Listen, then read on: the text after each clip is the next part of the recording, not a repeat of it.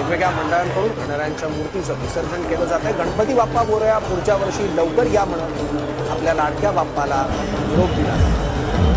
आदि अंत तूच खरा, तूच बुद्धिदाता.